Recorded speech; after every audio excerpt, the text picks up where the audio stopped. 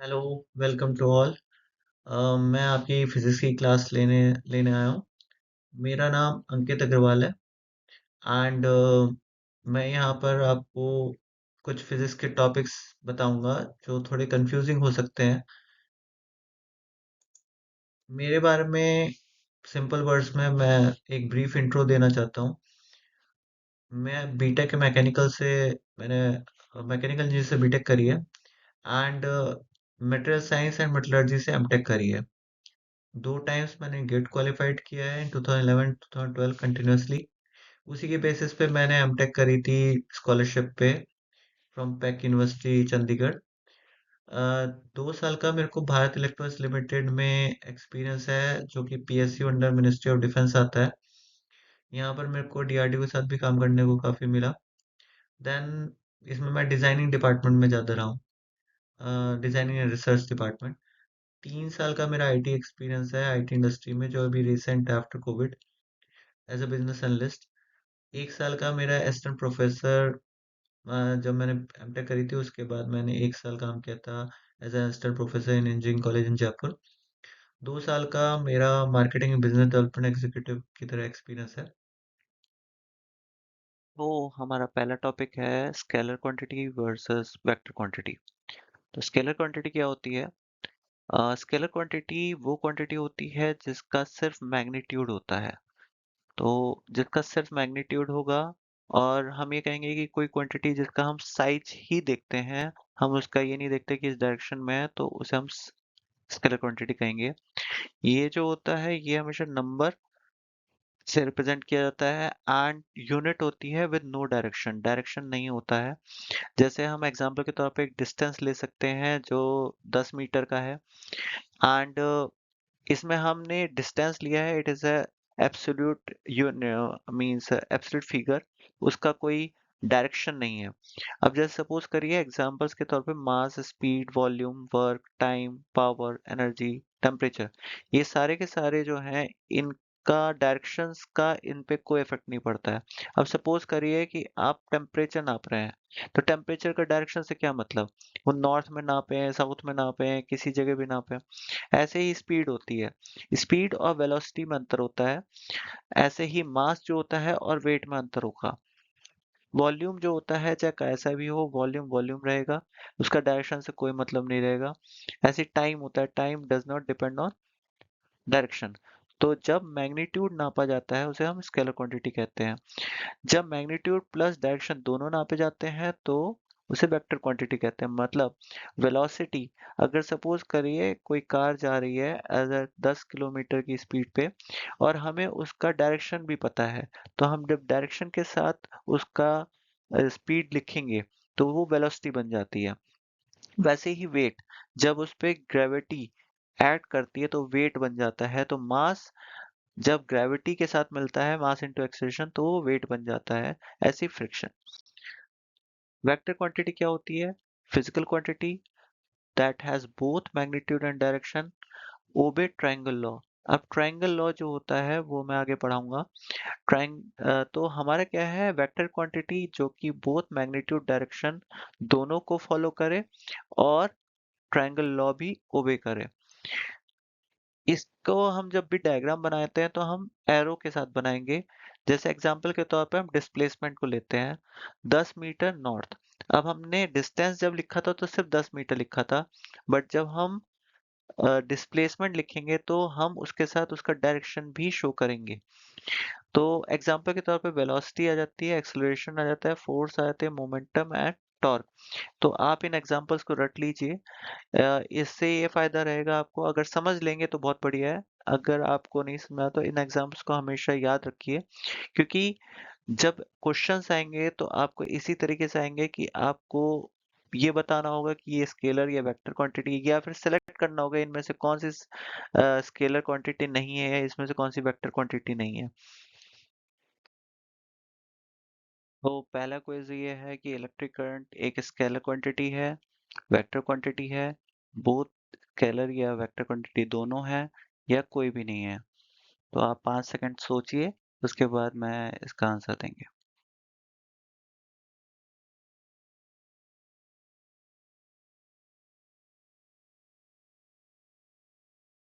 वो electric current क्या है? इलेक्ट्रिक करंट एक स्केलर क्वांटिटी है। स्केलर क्वांटिटी क्यों है? जबकि इलेक्ट्रिक करंट में डायरेक्शन होता है। Electric current has a direction, still it is known as scalar quantity. क्यों? क्योंकि ये ट्रायंगल लॉ फॉलो नहीं करती है। जैसे हमने वेक्टर क्वांटिटी में पढ़ा था कि उसका ट्रायंगल लॉ भी फॉलो होना चाहिए। ठीक है, तो ये चीज हमेशा ध्यान रखें कि it is a scalar quantity. Electric current एक अपवाद है, ठीक है, एक एक्सेप्शन है, और एक्सेप्शंस पे क्वेश्चन हमेशा बनते हैं। ट्रायंगल लॉ क्या होता है? Triangle law the most commonly refers to as triangle of vector addition।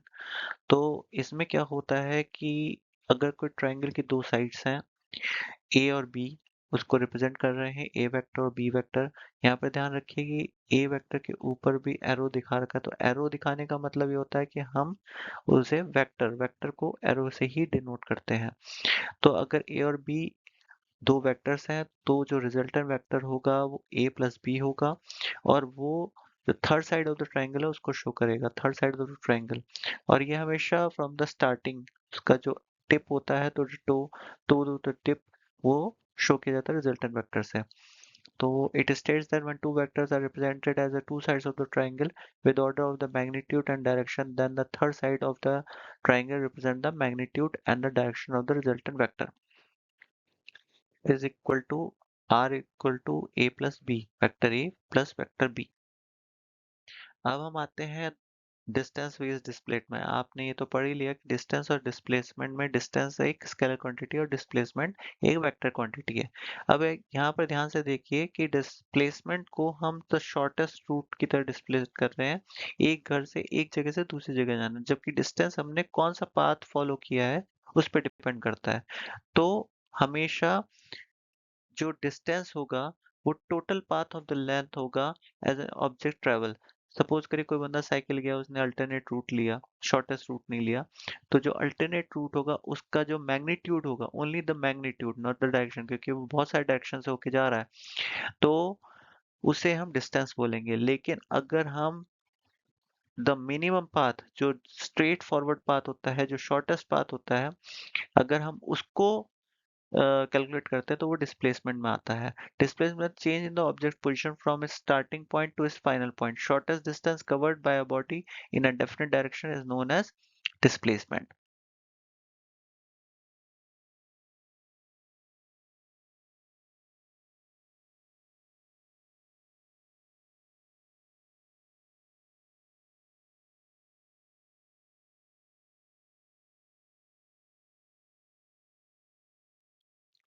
Distance क्या है? स्केलर क्वांटिटी है। इसका एक मैग्नीट्यूड होता है। ये हमेशा नॉन नेगेटिव होता है, ये हमेशा ध्यान रखिए, नेगेटिव नहीं होता है। Depends on actual path taken. Actual path जो हमने लिया है उसी को हम डिस्टेंस बोलते हैं। जबकि डिस्प्लेसमेंट क्या होता है? तो हमारा नया टॉपिक है work energy and power. Work energy power में तो पहली स्लाइड है वर्क की। वर्क क्या होता है?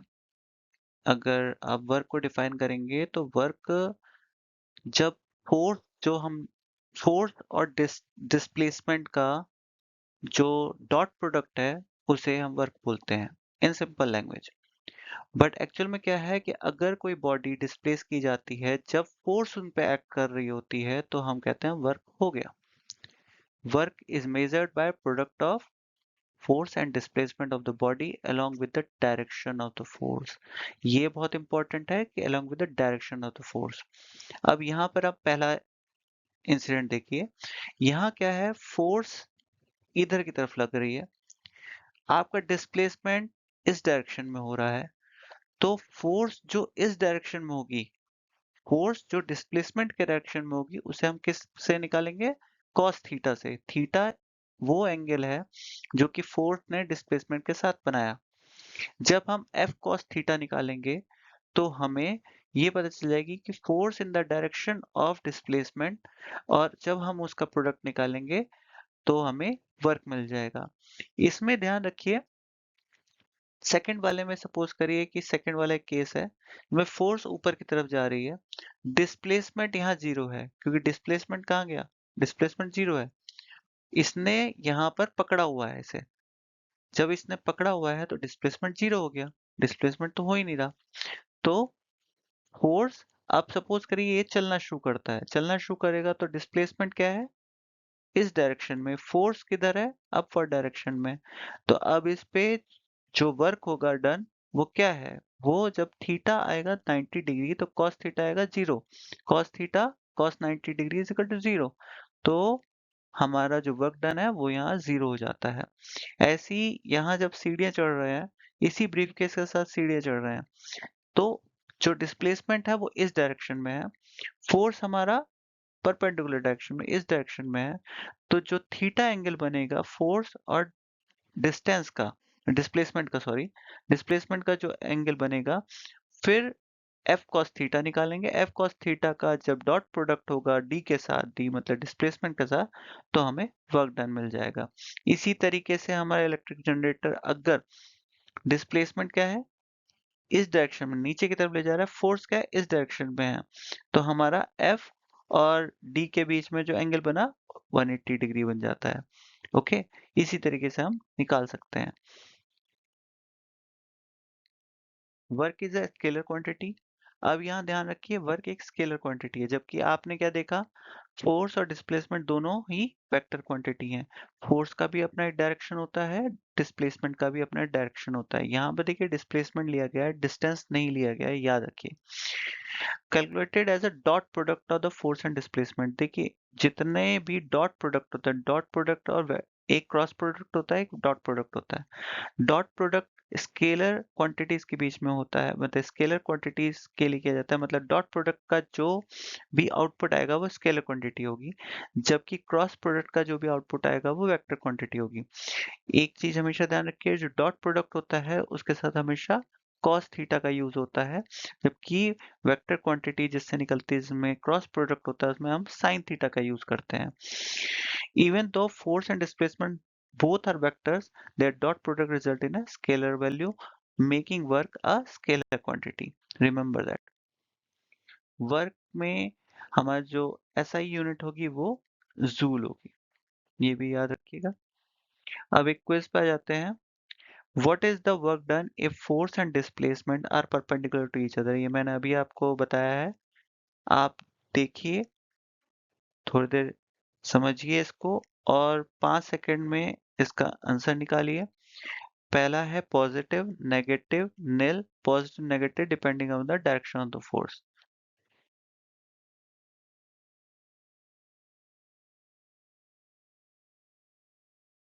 तो क्या है इसका आंसर, है इसका आंसर है निल।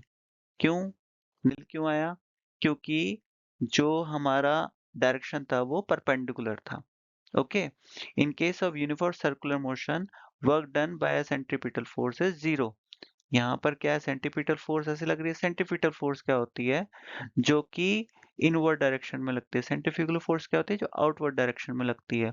अब जब हमने सपोज करें यहाँ पत्थर बांध दिया एग्जाम्पल के तौर पे, इस हम लोग पत्थर बांध के घुमा रहे हैं, जब घुमा रहे हैं तो ये सर्कुलर मोशन हुआ, सर्कुलर मोशन हुआ, तो इसमें वेलोसिटी और डिस्प्लेसमेंट किस डायरेक्शन में हुआ, हमेशा परपेंडिकुलर। ओके, ये परपेंडिकुलर डायरेक्शन आएगा।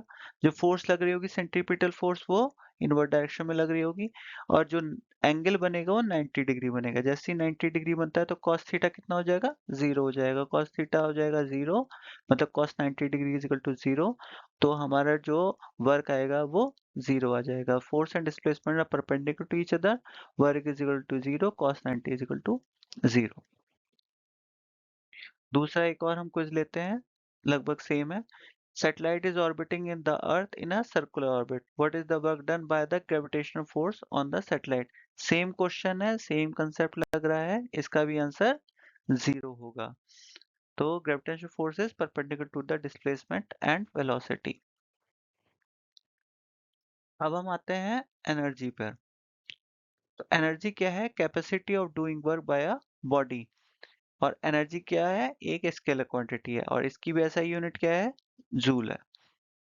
तो एनर्जी इज द पावर और एबिलिटी टू डू वर्क। अब एनर्जी कहाँ से आती है, बहुत जगह से आती है, सन हो गया, विंड हो गई, वाटर हो गया, फायर, इलेक्ट्रिसिटी, फूड, सब में एनर्जी ही है। अब हम आते हैं कि एनर्जी जो बॉडी डेवलप करती है, ठीक है, जब भी वर्क डन होता है, जो energy develop in a body due to work done on it is called mechanical energy. इसे हम मैकेनिकल एनर्जी बोलते हैं। और मैकेनिकल एनर्जी दो तरीके की होती है, एक तो पोटेंशियल एनर्जी होती है, एक होती है काइनेटिक एनर्जी। पोटेंशियल एनर्जी वो होती है जो कि स्टोर्ड होती है, जैसे हमें बैटरी है, बैटरी के अंदर एक पोटेंशियल एनर्जी स्टोर्ड है। ऐसे ही काइनेटिक एनर्जी होती है, जब हम मूव कर रहे होते हैं तो एक काइनेटिक एनर्जी में काइनेटिक एनर्जी होती है। अब हम पहला आता है पोटेंशियल एनर्जी पे। तो पोटेंशियल एनर्जी क्या होती है? जो स्टोर्ड होती है एक ऑब्जेक्ट में, क्योंकि उसकी पोजीशन, स्टेट या कॉन्फ़िगरेशन के रूप में। पोटेंशियल एनर्जी कितने तरह की होती है? ग्रेविटेशनल एनर्जी को पोटेंशियल एनर्जी बोलते हैं, इलास्टिक एनर्जी में हो सकती है, केमिकल एनर्जी में, तो जैसे अभी हमने देखा बैटरी के रूप में, इलेक्ट्रिकल एनर्जी में होते हैं, मैग्नेटिक एनर्जी में होते हैं। अब जैसे हम एक ऑब्जेक्ट को उठा रहे हैं, जैसे इन्होंने अपने हाथ में एक छड़ी उठा रखी है, तो छड़ी में क्या है इस समय इस ऑब्जेक्ट में क्या है? पोटेंशियल एनर्जी भरी हुई है। ऐसी डायनामाइट है, डायनामाइट में क्या एनर्जी है? It is a chemical energy. Okay, then आपने एरो और खींच रखा है, ठीक है, तो एरो जो खींच रखा है, तो ये जो एरो में इस समय एनर्जी क्या है? इस समय पोटेंशियल एनर्जी है। ऐसी बैटरी में कौन सी एनर्जी है? इस बैटरी में केमिकल एनर्जी है। ऐसे स्ट्रेच स्प्रिंग में कौन सी एनर्जी है? इसमें इलास्टिक एनर्जी है। इसमें भी कौन सी एनर्जी है? इसमें भी इलास्टिक एनर्जी बोली जाएगी। ओके,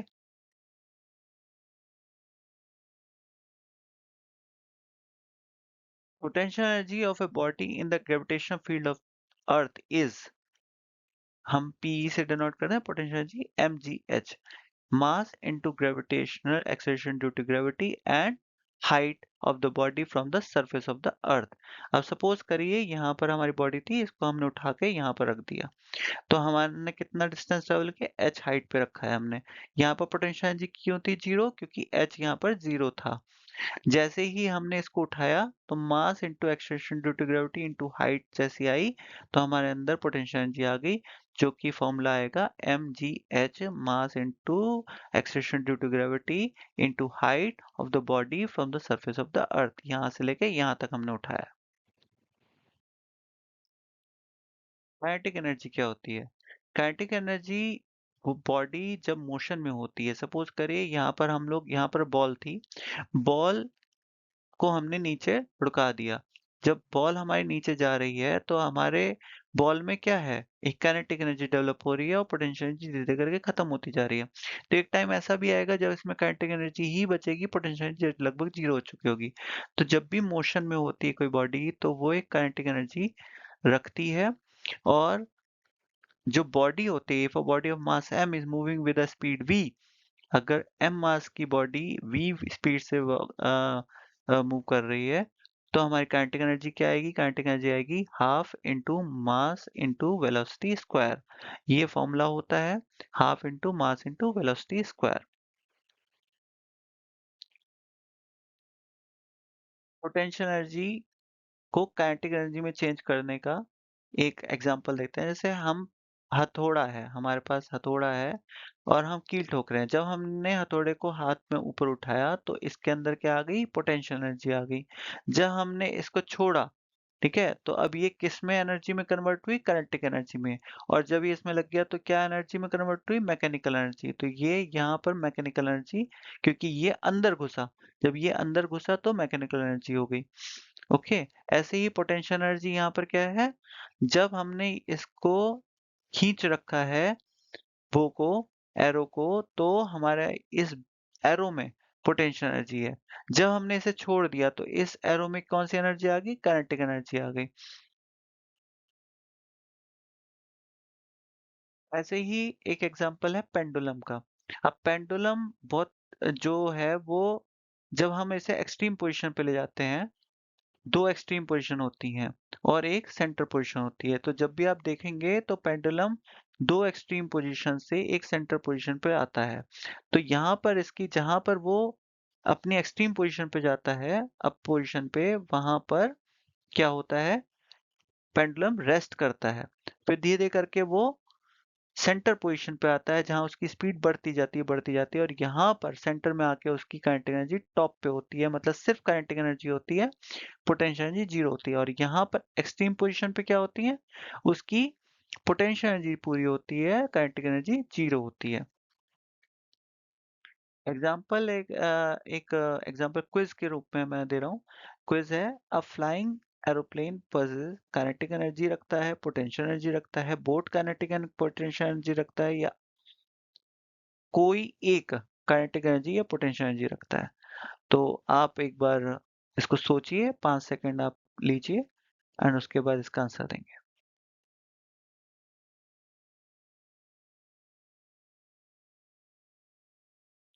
तो इसका आंसर क्या है?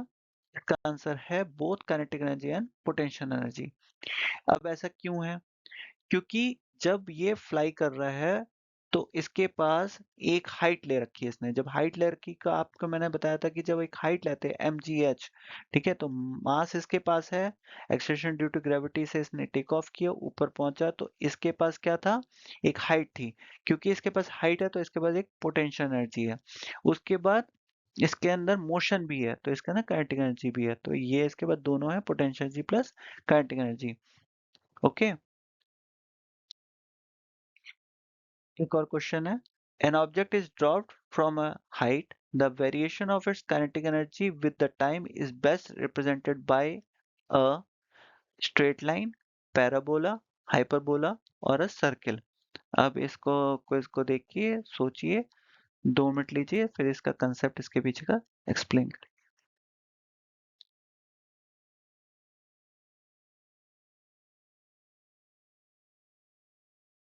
आंसर है इसका पैराबोला। ठीक है, पैराबोला क्यों होता है, बिकॉज जो के है आपका काइनेटिक एनर्जी, वो टाइम स्क्वायर, ठीक है, टी के स्क्वायर के प्रोपोर्शनल होता है, v is equal to G T. अब v is equal to G T कैसे आया, मैं आपको बताता हूँ। एक्चुअल में इसका फॉर्मूला होता है जो आपने पढ़ा था, k is equal to half M V square, half into mass into velocity square. तो काइनेटिक एनर्जी का रिलेशनशिप है वो टाइम के साथ पैराबोलिक क्यों होता है। आपने पेंडुलम देखी, पेंडुलम में क्या हो रहा था, एक पैराबोला बन रहा था, एक यू शेप का पैराबोला बन रहा था, वेलोसिटी उसकी धीरे धीरे बढ़ रही थी, एक टाइम पे आके बहुत ज्यादा हाई हो जा रही थी, उसका फिर धीरे धीरे करके घट रही थी। तो ऐसे ही टाइम के साथ इसका पैराबोला बनता है। पैराबोला मतलब धीरे धीरे करके वो इंक्रीज करती है, फिर धीरे धीरे करके वो डिक्रीज करती है काइनेटिक एनर्जी, और एक टाइम पे आती है वो पीक पे होती है। इसीलिए वो एक जो ग्राफ बनाता है वो पैराबोला के शेप में बनाता है। तो अब हम इसे अगर हम फॉर्मूला के हिसाब से देखें तो काइनेटिक एनर्जी फॉर्मूला के हिसाब से क्या बनती है, K is equal to half M V square. तो के किसके डायरेक्टली प्रोपोर्शनल हुआ, वी स्क्वायर के। ओके, और v किसके प्रोपोर्शनल है, v is equal to G T होता है, ग्रेविटेशन, जो acceleration due to gravity into time, acceleration into time, AT. तो हम लोग का v is equal to G T होता है। तो हम लोग क्या, जब जी टी को सब्सटीट्यूट करोगे तो k किसके प्रोपोर्शनल में आ जाएगा, टी स्क्वायर के। तो जब कि के टी स्क्वायर के प्रोपोर्शन में आ जाएगा, तो जो हमारा ग्राफ बनता है वाई, जब एक्स स्क्वायर का वाई इक्वल टू के एक्स स्क्वायर का ग्राफ होता है, वो पैराबोला की शेप में होता है। तो Y is directly proportional to X square. तो इसका जो प्रोपोर्शनल ग्राफ बनता है वो पैराबोला बनता है। पैराबोला इस टाइप का बनेगा कि क्या होगा, धीरे धीरे करके इंक्रीज करेगा, फिर डिक्रीज करेगा। अब आ जाते हैं principle of conservation of energy. तो principle of conservation of energy क्या कहलाती है, principle of conservation of energy कहती है कि energy can neither be created nor be destroyed, it can only be transform from one energy to one form of energy to another form of energy. ठीक है, transfer from one system to another. अब होता क्या है कि energy जो है वो अपने को बार बार चेंज करती रहती है, किस फॉर्म में, पोटेंशियल एनर्जी में, काइनेटिक एनर्जी में, थर्मल एनर्जी में, केमिकल एनर्जी में, इलेक्ट्रिकल एनर्जी में, रेडिएंट एनर्जी में। लेकिन जितनी भी टोटल सम होगा, इन सब का जो सम होगा वो हमेशा सेम ही आएगा। मतलब अगर वो किसी में भी कन्वर्ट करेगी तो ओवरऑल जो आएगा वो सेम आएगा। Whenever energy is utilized in one form, equal amount of energy is formed in another form. Example के तौर पे देखते हैं हम। सपोज करिए एक डायग्राम है, डायग्राम में हमने काइनेटिक एनर्जी है इसके अंदर। ओके, अब ये कहाँ से आई? बैटरी से आई, इलेक्ट्रिकल एनर्जी से आई। इलेक्ट्रिकल एनर्जी कहाँ से आई? आपकी केमिकल एनर्जी से आई। ओके, सपोज करें न्यूक्लियर प्लांट है, वहां से एक एनर्जी आई इलेक्ट्रिसिटी के फॉर्म में, आपने बैटरी चार्ज करी, बैटरी चार्ज होने के बाद आपने एक इलेक्ट्रिक व्हीकल आपने चलाया। ओके, तो इसमें क्या हुआ? काइनेटिक एनर्जी आ गई। आप इसको चार्ज करके केमिकल एनर्जी से भी इससे डायरेक्ट चार्ज कर रहे हैं, तो भी आपका क्या आएगा? ये काइनेटिक एनर्जी में कन्वर्ट होगी। तो एक्चुअल में क्या हुआ? केमिकल एनर्जी जो थी वो किस में कन्वर्ट हुई? वो इलेक्ट्रिकल एनर्जी में कन्वर्ट हुई, और इलेक्ट्रिकल एनर्जी से काइनेटिक एनर्जी में कन्वर्ट हुई। ऐसे ही यहाँ से अगर हमने इलेक्ट्रिसिटी दे दी और वो आपके घरों में आ गई, आपका टीवी चल गया, तो टीवी क्या दे रहा है? लाइट और साउंड दे रहा है। लाइट और साउंड एनर्जी में कन्वर्ट हुई, तो इलेक्ट्रिकल एनर्जी से लाइट एंड साउंड एनर्जी में कन्वर्ट हुई। उसके बाद अगर सपोज करिए वही हमारी केमिकल एनर्जी हमने यूज करी हाइड्रोजन और ऑक्सीजन के फ्यूल को, और हमने एक रॉकेट उड़ा दिया, तो रॉकेट किस में कन्वर्ट कर दिया? उसने उसने हीट एनर्जी में कन्वर्ट किया और मैकेनिकल एनर्जी में। तो हीट और मैकेनिकल दोनों एनर्जी में कन्वर्ट हुआ। ऐसे ही सपोज करिए हमने फूड खाया, फूड के अंदर क्या स्टोर्ड है? केमिकल एनर्जी स्टोर्ड है। और जब वो हम लोगों ने उसको खाने के बाद, पचाने के बाद, उसमें कुछ हीट एनर्जी भी निकलेगी हमारी बॉडी से। तो जब हमने उस एनर्जी को यूज किया, तो हमें एनर्जी टू वर्क में कन्वर्ट हो गई। तो एक्चुअली हमने यहाँ पर भी एनर्जी कन्वर्जन हुआ। ओके, एग्जाम्पल के तौर पे बोलते हैं, जैसे हमने बॉल थ्रो करी, तो पोटेंशियल एनर्जी डिक्रीज करेगी और काइनेटिक एनर्जी इंक्रीज करेगी। यहाँ हमने बॉल ले रखी है, बॉल को हमने थ्रो किया, धीरे धीरे करके इसकी पोटेंशियल एनर्जी गिरती जाएगी धीरे धीरे करके, और काइनेटिक एनर्जी बढ़ती जाएगी। टाइम ऐसा आएगा कि काइनेटिक एनर्जी हाईएस्ट होगी, और जब वो नीचे पहुंचेगी, यहाँ से टकराएगी, धीरे धीरे करके उसकी काइनेटिक एनर्जी जीरो हो जाएगी और पोटेंशियल एनर्जी बढ़ जाएगी। कुछ इक्विपमेंट्स हैं यूज टू ट्रांसफॉर्म एनर्जी, इस पे क्वेश्चन भी बनते हैं। ठीक है, तो अब हम इक्विपमेंट्स को देख लेते हैं। जैसे डायनमो, डायनमो क्या होता है? एक जनरेटर। Okay, electricity. तो यहाँ मैकेनिकल एनर्जी, जैसे आप डायनमो को घुमाओगे तो वो इलेक्ट्रिसिटी जनरेट करेगा, तो मैकेनिकल से इलेक्ट्रिकल एनर्जी में कन्वर्शन हो रहा है। सेकंड है कैंडल। कैंडल में क्या होता है? मोम होता है। मोम में क्या है? केमिकल एनर्जी है। केमिकल एनर्जी को जब जलाएंगे तो हमारे क्या निकलेगी? लाइट और हीट निकलेगी। तीसरा माइक्रोफोन। माइक्रोफोन में जब आप बोलेंगे तो साउंड किस में कनेक्ट हो जाती, कन्वर्ट हो जाती है? इलेक्ट्रिकल सिग्नल में कन्वर्ट हो जाती है। तो माइक्रोफोन क्या करता है? साउंड को इलेक्ट्रिकल एनर्जी में कन्वर्ट करता है। Sound energy is converted to electrical energy. Loud speaker क्या करता है? लाउड स्पीकर इलेक्ट्रिकल एनर्जी को साउंड एनर्जी में कन्वर्ट करता है, opposite. Then battery, chemical energy to electrical energy convert होती है। ट्यूबलाइट में इलेक्ट्रिकल एनर्जी से लाइट एनर्जी में कन्वर्ट होती है। एक क्वेश्चन करते हैं, What happens to the energy of a ball rolling down a hill? Okay, तो पहला है it is converted from potential energy to kinetic energy। दूसरा है converted from kinetic energy to potential energy। तीसरा है converted to chemical energy from chemical energy to electrical energy। It is converted from thermal energy to kinetic energy। तो आप सोचिए, answer दीजिए। Answer है it is converted from potential energy to kinetic energy। Simple था। अब हम आते हैं पावर पे। देखिए इस पे थोड़े क्वेश्चन बन जाते हैं, बताऊंगा कैसे। तो पावर क्या है? Rate of doing work is called power. Okay, तो इफ एन एजेंट, कोई भी एजेंट है, वो डब्ल्यू वर्क कर रहा है टी टाइम में, W work in T time, तो पावर किसे कहते हैं? उस एजेंट की पावर क्या हुई? W divide by T, work per unit of time. तो यूनिट ऑफ पावर किसे क्या होती है? वॉट, जो कि बहुत फेमस साइंटिस्ट हुए हैं जेम्स वाट, उनके नाम पे रखी गई है। वॉट क्या होता है? वॉट होता है जूल पर सेकंड। जूल किसकी यूनिट थी? जूल किसकी यूनिट थी? एनर्जी की। ओके, जूल पर सेकंड, और एनर्जी की भी यूनिट थी और वर्क की भी यूनिट थी। तो वर्क पर सेकंड इज वॉट। 1 किलोवाट क्या होता है? 10⁻³ वॉट। 1 मेगावाट किसे कहते हैं? 10⁻6 वॉट। हॉर्स पावर क्या होती है? हॉर्स पावर क्या होती है? Practical unit of power. 1 horsepower is equal to 746 watt. Okay, 1 watt second is equal to 1 watt per second is equal to 1 joule. तो 1 जूल किसके बराबर होता है? 1 watt सेकंड के बराबर होता है. 1 watt आवर, 1 watt आवर किसे कहते हैं? 3600 जूल को 1 watt आवर कहते हैं. क्यों? 1 सेकंड में 1 watt, इसे 1 जूल बोला. 1 घंटे में कितने सेकंड होते हैं? 3600 सेकंड होते हैं. जब 3600 से इंटू करेंगे तो 3600 जूल निकलेंगे. तो आवर को हमने सेकंड में कन्वर्ट कर लिया. फिर आता है 1 किलोवाट आवर. 1 किलोवाट आवर कैसे कहते हैं? 3.6 इंटू 10 टू पावर 6 जूल. ये जो है ये एक यूनिट है पूरी पूरी. ये एक्सपेरिमेंट से ही निकली है. ठीक है, अब सिंपल सी बात है, 1 किलोवाट क्या हुआ? Into 3, 10 to power 3. तो यहाँ पर 10 टू पावर 3 हुआ और यहाँ पर क्या है? 3.6 into 10 to power 3. Okay, 3600 into 10 to power 3 लिखेंगे या 3.6 इंटू 10 टू पावर 6 लिखें. जूल. वॉट, किलोवाट, मेगावाट और हॉर्स पावर किसकी यूनिट है? पावर की है. Work, watt second, watt hour, kilowatt hour किसकी यूनिट है? वर्क और एनर्जी की यूनिट है. ये ध्यान रखिएगा. जैसे ही टाइम आ गया उसके साथ, ठीक है, देखो पावर क्या है? पावर है आपका, पावर क्या है?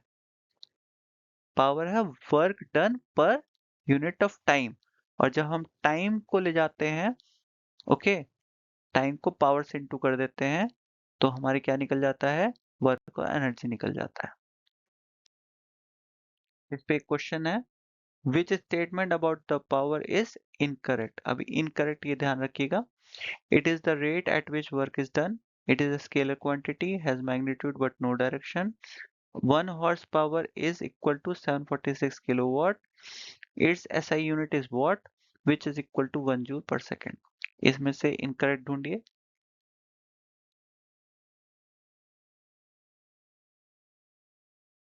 इसमें इनकरेक्ट हुआ 1 horse power is equal to 746 watt, या जिससे कह सकते हैं 0.746 किलोवाट.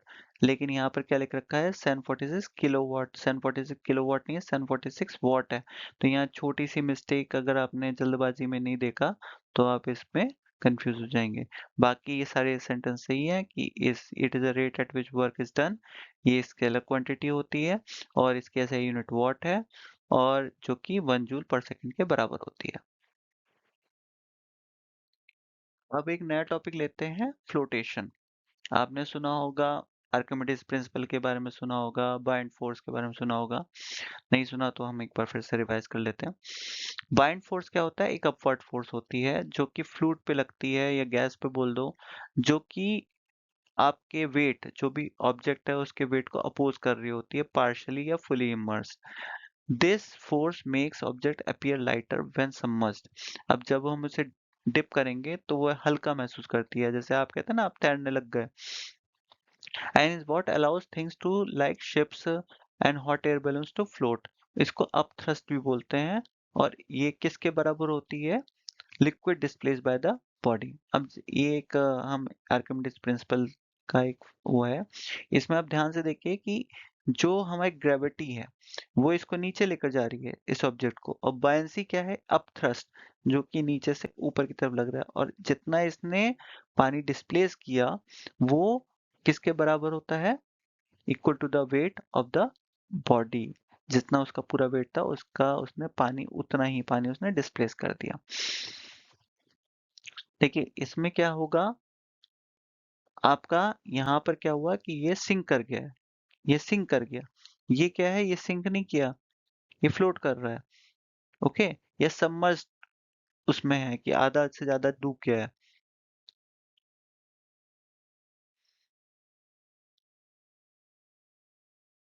लॉ ऑफ फ्लोटेशन क्या होता है? तो लॉ ऑफ फ्लोटेशन में आपने देखा होगा कि एक ऑब्जेक्ट है, वेट है ऑब्जेक्ट का, नीचे से बाइंड फोर्स लग रही है. तो 3 कंडीशन बनती हैं. एक पॉजिटिवली बायन्ट होती है, एक न्यूट्रल बायन्ट होती है, एक नेगेटिवली बायन्ट होती है. जो पॉजिटिवली बाइंड होती है उसमें जो ऑब्जेक्ट होता है वो फ्लोट कर रहा होता है। न्यूट्रल में क्या होता है, वो लगभग पानी के बीच में होता है, वो ना डूबा हुआ, वो मतलब सबमर्ज्ड होता है पूरा लगभग। ओके, लेकिन वो नीचे नहीं जाता है, एकदम बेस तक नहीं पहुंचेगा, वो बीच में ही कहीं पर रहेगा। फिर आएगा नेगेटिवली बाइंड। नेगेटिवली बाइंड क्या होता है, नेगेटिवली बाइंड क्या होता है कि वो पूरा नीचे चला गया, उसका बाइंड फोर्स लगभग जीरो है। यहाँ पर बाइंड फोर्स और wait of the object equal हो गया है। अब इक्वल कैसे हुआ कि एक्चुअल में इसका जो वेट होगा, ओके, वो इक्विवेलेंट टू टोटल वाटर, जितना उसका वॉल्यूम था, जितना उसने निकाला, वो उसके बराबर हुआ। इसमें क्या हुआ, इसके थोड़े से पार्ट ने ही इतना पानी डिस्प्लेस कर दिया जो कि उसके टोटल वेट के बराबर था। ओके, एक चीज और होती है कि इसमें जो ग्रेविटेशनल फोर्स होती है और जो बाइंड फोर्स होती है वो एक सीध में होती है। तो हमारे जो लॉ ऑफ फ्लोटेशन होता है, वो a body float in a liquid if, पहले कंडीशन क्या होती है, density of the material of a body is less than और equal to the density of the liquid. तो जो डेंसिटी और घनत्व जो होगा मटेरियल का, बॉडी का, वो इक्वल होना चाहिए या कम होना चाहिए, इक्वल या कम। यहाँ पर इक्वल है, यहाँ पर कम है, समझ रहे हो, इक्वल और less than to the density of the liquid, समझ रहे हो। उसके बाद if density of the material of the body is equal to the density of the liquid, the body floats fully submerged in the liquid in neutral equilibrium। तो ये जो neutral equilibrium आता है वो तभी आता है जब density of the body, material of the body is equal to the density of the liquid होती है। उसके बाद when body floats in a neutral equilibrium, the weight of the body is equal to the weight of the displaced liquid। तो यहाँ पर weight of the body wait of the liquid के बराबर हो जाती है। The centre of gravity of the body and centre of gravity of the displace liquid should be in one vertical line, एक vertical line में होने चाहिए। ये क्या है, body floats in a liquid if, तो मतलब ये कंडीशंस फुलफिल होनी चाहिए तभी वो बॉडी फ्लोट करेगी।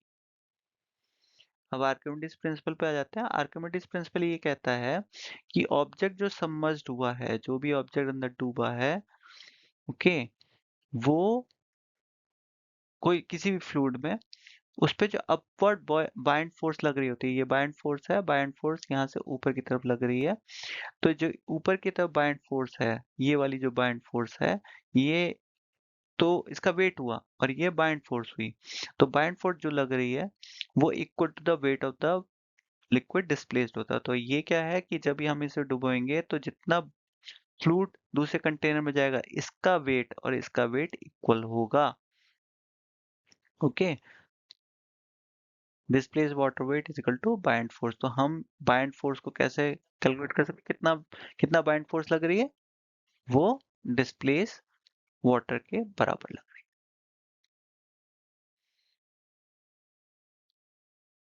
है। एग्जाम्पल के तौर पे हम आयरन नेल जो होता है वो सिंक कर जाता है वाटर में because of its density is greater than water.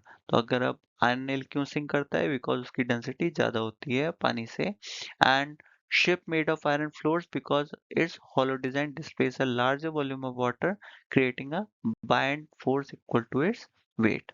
Okay, अब एक क्वेश्चन करते हैं, in which direction does the bind force upthrust on a submerged object act? किस डायरेक्शन में बाइंड फोर्स या अपथ्रस्ट सबमर्ज्ड ऑब्जेक्ट पे एक्ट करेगी, बताइए। Vertically downwards, horizontally, at an angle between horizontal and vertical, और vertically upwards. सोचिए, 5 second आपके पास।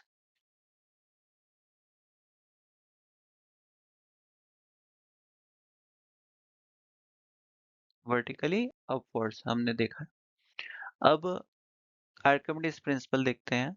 According to the Archimedes principle, the magnitude of the buoyant force acting on a object immersed in a liquid is equal to, Archimedes principal के हिसाब से जो भी buoyant force का magnitude है जो कि ऑब्जेक्ट पे लग रहा है, वो किसके इक्वल है। तो आपके ऑप्शन है mass of the object, volume of the object, weight of the fluid displaced by the object, and density of the object.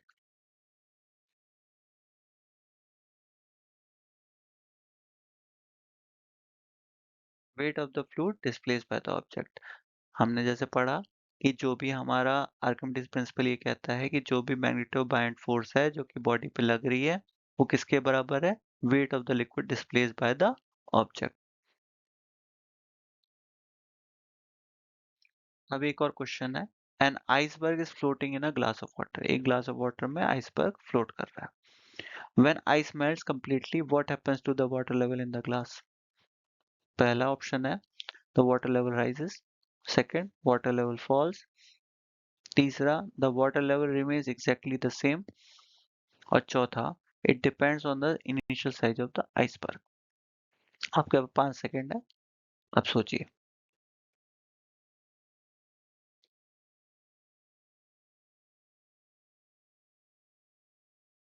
Answer है the water level remains exactly the same. क्यों? Actually में क्या होता है कि जो object float कर रहा है, आर्किमिडीज प्रिंसिपल क्या कहता है कि जो भी फ्लोट कर रहा है वो अपने वजन के बराबर ही फ्लूइड को डिस्प्लेस करेगा। तो weight of the fluid is actually equal to the weight of the object. तो आर्किमिडीज प्रिंसिपल ये कहता है जब आइस जो कि सॉलिड है वो वाटर में है जो कि लिक्विड है, उसका एग्जैक्टली सेम मास है। मास तो सेम है क्योंकि वो आइस भी पानी की बनी हुई है। This new mass of water will occupy the exactly same volume as the water that was originally displaced by the floating sink chunk। मतलब उसने जितना पानी डिस्प्लेस किया था उतना ही वो पिघलने के बाद उसमें आ जाएगा। तो water level does not change. ये एक ट्रिकी क्वेश्चन होता है कई बार, और ये कई बार रिपीट होता है। इस क्वेश्चन में लोग कंफ्यूज कर जाते हैं और गलत करके आ जाते हैं जल्दबाजी में। Thank you. ये मैंने कुछ टॉपिक्स उठाए थे एंड आई फील आपने को पसंद आए होंगे। I hope that you like the video and I will go forward. Thank you.